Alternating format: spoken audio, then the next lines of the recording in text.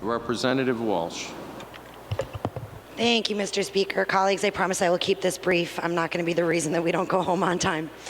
I apologize in advance to my Republican colleagues. I am going to be voting for this budget. Disappointingly, but I will be voting for this budget. As my daddy always told me when I was little, you can't always get what you want, but sometimes you can get what you need. And I like to still pretend that he made that up himself.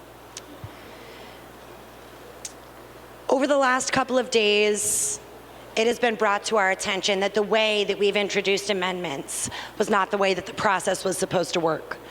That everything was coming too quickly and too much at the last minute, and there wasn't enough transparency. I want to believe that the $1 million that we took out of this budget for a wildly inappropriate venture was the only million in there. I want to believe that. But since I'm not on finance, and since I can't very well read these 38-page amendments in the 5 seconds that we have them in front of us before voting, I have to take everybody's word for it.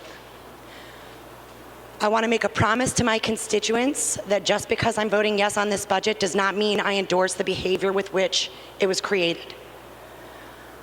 I will always advocate for transparency in every level of government, particularly in the budget. And so I hope that what transpired this year encourages my colleagues to look closer at the line items, to ask questions when it's available to us.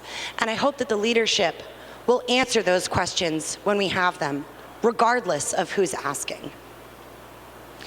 I want to promise my constituents that my yes vote on this budget does not mean that I am any less dedicated to transparency. It means that I am dedicated to Rhode Island having a working budget. And while I did not get what I want, and my community did not get what they want, at least the Institute for Nonviolence got what they need. Again, I will very disappointingly be voting yes on this budget, but I urge my colleagues to pay close attention next year, because I'd be willing to bet that the $1 million isn't the only million. Thank you.